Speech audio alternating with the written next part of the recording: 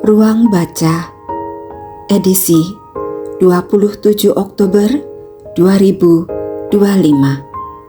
Aku akan membacakan bab 5 dari Cerber Cinta Memeluk Luka yang merupakan orisinal karya Prajna Paramita E.A.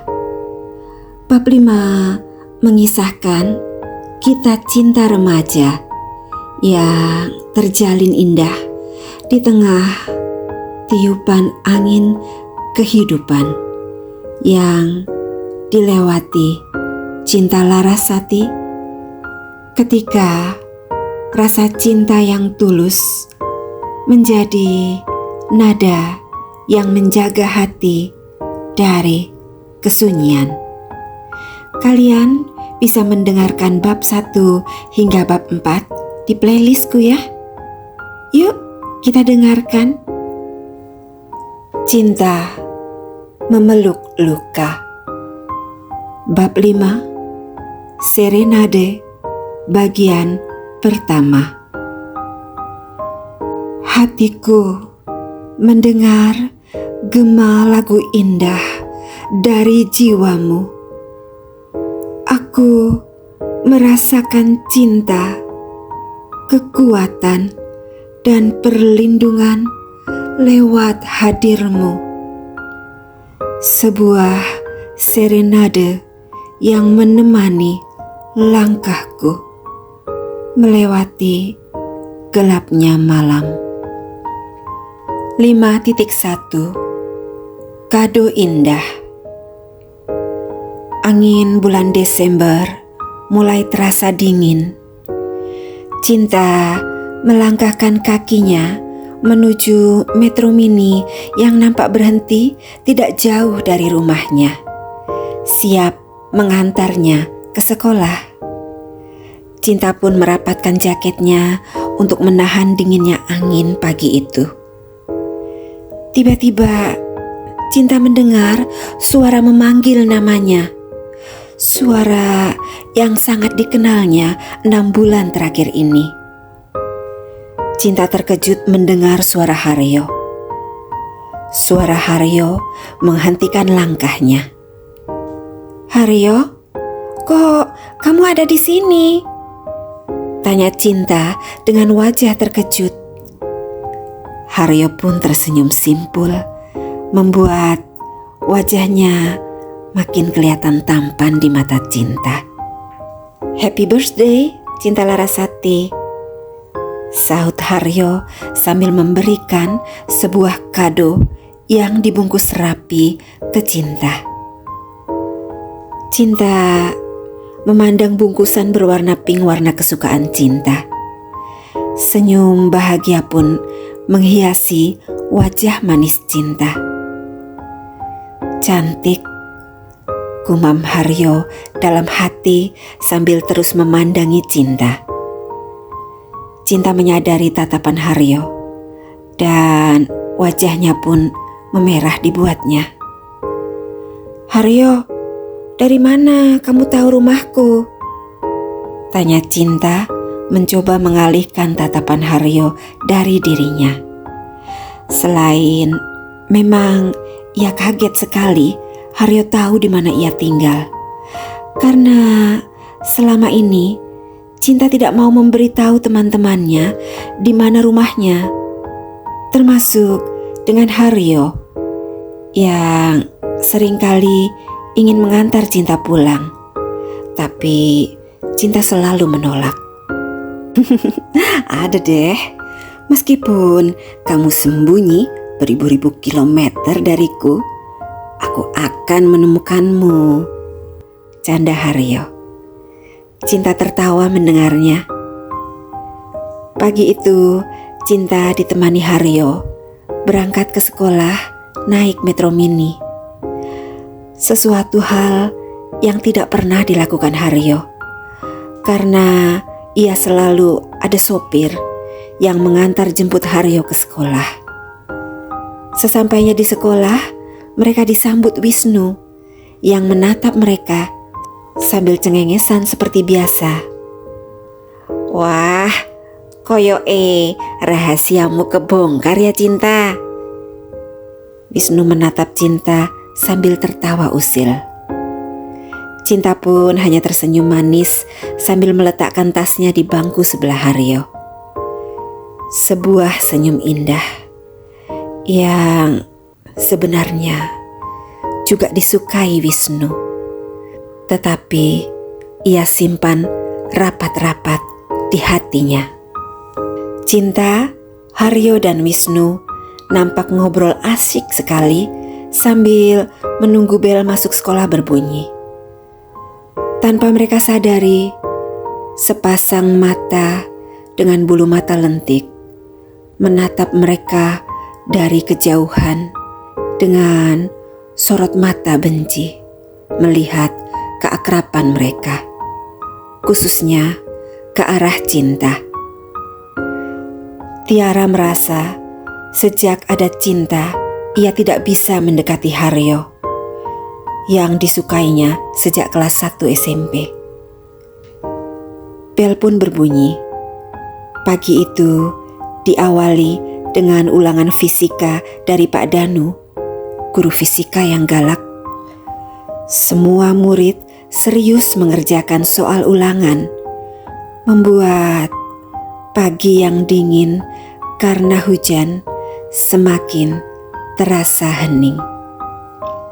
Hari itu, Haryo tidak menemani Cinta membaca di perpustakaan seperti biasa, karena Wisnu menyeretnya ke kantin sekolah untuk mentraktir Wisnu semangkok bakso. Sebagai imbalan, karena Wisnu sudah menemani Haryo kemarin siang mengikuti Cinta diam-diam dari kejauhan, hingga akhirnya Haryo bisa tahu di mana Cinta tinggal. Tentu saja tidak bersama Pak Kadir, sopir keluarga Haryo, karena Haryo menolak dijemput kemarin siang. Sepulangnya dari sekolah, Cinta tidak lekas ganti baju seperti biasanya. Cinta tidak sabar membuka kado dari Haryo. Dibukanya hati-hati dan perlahan karena Cinta tidak mau merusak bungkusnya. Cinta ingin menyimpan semua bagian dari kado Haryo. Sebuah lukisan hasil karya Haryo dengan bingkai kecil yang manis nampak di dalamnya. Wajah Cinta dengan senyum manis dan sorot mata teduh nampak terlukis indah. Haryo diam-diam melukisnya saat Cinta sedang sibuk membaca di perpustakaan. Cinta melihat sebuah kotak kecil berwarna pink juga di atas lukisan wajah Cinta. Cinta membuka kotak kecil itu perlahan. Ternyata di dalamnya ada sebuah gelang dengan manik-manik yang cantik dan lagi-lagi berwarna pink. Di bawah gelang terlipat rapi sebuah surat yang ditulis Haryo. Cinta memasang gelang itu di tangan kanannya. Nampak indah di kulit kuning Cinta. Cinta membuka perlahan surat dari Haryo, dan tulisan di dalamnya membuat Cinta merasa sangat berharga. Mata bening Cinta berkaca-kaca membacanya. Happy birthday Cinta yang manis. Tersenyumlah selalu untukku ya. Senyumlah yang manis seperti di dalam lukisan yang kubuat untukmu. Dan seperti gelang manik ini yang selalu terhubung dan tidak putus, aku akan selalu ada untukmu. Tulis Haryo di dalam surat itu. Malam itu, Cinta tidur dengan tetap memakai gelang pemberian Haryo. Lukisan wajah Cinta tergantung rapi di atas meja belajar Cinta. Sementara surat Haryo bersama kotak cantiknya Cinta simpan di dalam laci meja belajarnya. Kado indah dari Haryo yang membuat Cinta merasa berharga. Rasa yang hilang sejak lama dari hatinya. Sebuah kebahagiaan di tengah rasa sedih karena papa yang tidak akan bisa menemui Cinta dan adik-adik selama 1,5 tahun. Vonis yang harus dijalani papa di Surabaya. 5.2 Om Tanaka. Sebuah mobil sedan berwarna putih nampak masuk ke halaman rumah Cinta. Mbah Pami pun buru-buru keluar untuk melihatnya, diikuti Cinta di belakangnya. Pintu mobil pun terbuka. Ternyata Mama Cinta yang datang. Mama nampak modis dan cantik. Tetapi ternyata Mama Cinta tidak sendirian. Di pintu sebelahnya keluar seorang laki-laki berkulit putih, rambut klimis dengan baju yang nampak mahal dan rapi. Usianya nampak sepantaran dengan papa Cinta, 45 tahun. Cinta pun mengamati wajah laki-laki yang datang bersama Mama, yang bagi Cinta wajahnya seperti tokoh di film Jepang. Mama dan laki-laki itu mendekat ke arah Cinta dan Mbah Pami. "Bu, kok ndak ngabari kalau mau pulang?" tanya Mbah Pami sambil mengambil tas koper kecil dari tangan Mama. "Enggak, Mbah, ini mendadak aja. Saya juga enggak lama, maksimal 3 hari saya di Boyolali. Urusan selesai, saya secepatnya pulang ke Jakarta," sahut Mama. Cinta pun mendekat ke Mama dan mencium tangan Mama. "Cinta, ini kenalin teman Mama, Om Tanaka namanya." Cinta memandang ke arah laki-laki itu yang tersenyum ke arah Cinta dengan sorot mata yang seperti berusaha untuk ramah pada Cinta. "Oh, ini Cinta ya?" Laki-laki bernama Tanaka itu berbicara dalam bahasa Indonesia dengan logat Jepang yang kental. Cinta tidak tahu harus berkata apa. Dia hanya mengangguk pelan mendengar sapaan laki-laki itu. "Dimas di mana, Mbah?" tanya Mama. "Oh, lagi tidur siang, Bu. Tadi habis minum susu, lalu tidur pules. Sekarang di kamar Ibu," jawab Simbah. Mama pun bergegas masuk ke kamarnya. Sementara laki-laki bernama Tanaka itu menunggu di ruang tamu. Cinta mengikuti Mama. Dimas yang baru berusia 5 tahun nampak tidur pulas di kasur. Mama duduk di tepi ranjang, memandang wajah Dimas dengan tatapan yang buat Cinta seperti datar. Tidak ada gejolak rasa kerinduan yang bisa Cinta tangkap di sana. Mama memalingkan wajah ke Cinta. "Cinta, sini, duduk sini. Mama mau bicara sama Cinta." Cinta pun duduk di tepi ranjang di sebelah Mama. "Cinta, Mama akan bercerai dengan Papa. Cinta harus siap ya. Mama pulang ke Boyolali untuk urus surat perceraian Papa dan Mama." Mama berbicara dengan nada suara datar tanpa emosi, seperti sebuah keputusan yang memang sudah lama dipikirkan. Cinta menahan tangisnya. Nanti kalau Mama sudah resmi bercerai dengan Papa, Mama akan menikah dengan Om Tanaka.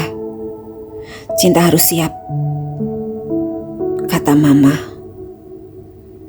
Cinta pun tak kuasa lagi menahan tangisnya. Mama cuma mau cerai dari Papa, Cinta. Mama gak akan minta harta gunung gini ke Papa. Tolong Cinta mengerti. Rumah ini nanti buat Cinta dan Hanum. Maafkan Mama, Cinta. Mama mencoba memeluk Cinta yang menangis tanpa terbendung lagi. Tapi Cinta menolak. Cinta berlari menuju kamarnya dan menangis. Mama hanya bisa memandang Cinta dengan sorot mata yang kali ini memancarkan kesedihan. Mbah Pami yang sedari tadi hanya berada di sudut kamar berjalan mendekati Mama Cinta. Bu, mboten dipikir lagi. Mesake bocah-bocah, Bu. Mama hanya terdiam mendengar nasihat Mbah Pami. Malam itu tidak ada percakapan lagi antara Mama dan Cinta. Cinta mengurung dirinya semalaman di kamar. Mama tidur bersama Dimas dan Hanum. Sementara laki-laki Jepang itu kembali ke hotel di tempat ia menginap. Esok paginya, Cinta bangun dengan hati terasa hampa. Seperti semua asa yang dibangunnya selama ini untuk melihat Mama kembali bersama dengan Papa hancur berkeping-keping dalam sekejap. Cinta pun menarik selimutnya lagi dan mencoba memejamkan matanya kembali. Cinta berharap ketika nanti ia bangun lagi dan keluar dari kamarnya, Mama sudah berubah pikiran dan tidak jadi bercerai dengan Papa. Suara ketukan pintu terdengar pelan. Mbah Pami memanggil Cinta untuk makan siang. Ternyata Cinta tertidur lagi hingga tengah hari. Cinta pun keluar dari kamarnya. "Maem sendu," Mbah Pami berkata lembut ke Cinta. Dimas nampak asyik bermain sepeda roda tiganya, sementara Hanum asyik dengan puzzle-nya. Mbah Pami menunggu Cinta selesai makan, lalu duduk mendekati Cinta. "No, iki ono surat dari Mama. Mama tadi pagi sudah pergi no sama Om Jepang yang kemarin itu." Cinta menerima selembar kertas dari Mbah Pami. Dibukanya lipatan surat itu. "Cinta, maafkan Mama nak. Keputusan Mama sudah bulat untuk bercerai dengan Papa. Mama harap Cinta mengerti. Mama titip Hanum dan Dimas ke Cinta ya. Nanti kalau Mama sudah siap, Mama akan bawa Dimas bersama Mama. Rumah ini buat Cinta dan Hanum. Mama hanya akan ajak Dimas," tulis Mama di surat itu. Cinta hanya membaca sekali surat dari Mama. Lalu ia merobeknya dan membuangnya ke tong sampah. Hati Cinta diliputi kekecewaan dan kemarahan yang tidak bisa Cinta ungkapkan. Rasa marah dan kecewa yang kali ini membuatnya tidak mampu menangis lagi. Dimas menabrakkan sepedanya ke kaki Cinta. Cinta pun tersadar dari rasa marah di hatinya. Dipeluknya Dimas yang nampak lucu dan menggemaskan. Dimas pun duduk di pangkuan Cinta Cinta pun mengamati Dimas dalam-dalam. Dan Cinta seperti melihat bayangan Om Tanaka pada diri Dimas. Oke teman, ku akhiri dulu serenade bagian pertama dari bab 5 ini. Akan kulanjutkan ke serenade bagian kedua. Di sana kita akan mendengarkan perjuangan Cinta menghadapi kebencian Tiara dan melewati gelapnya malam realita kehidupan perceraian papa dan mama. Cinta melewatinya bersama Gema cintanya Haryo. Terima kasih teman sudah mendengarkan kisah Cinta. Jangan lupa like, share, subscribe, dan bunyikan notifnya. Bye-bye. Sampai jumpa lagi di bab 5 di serenade bagian kedua bersama Pratsna.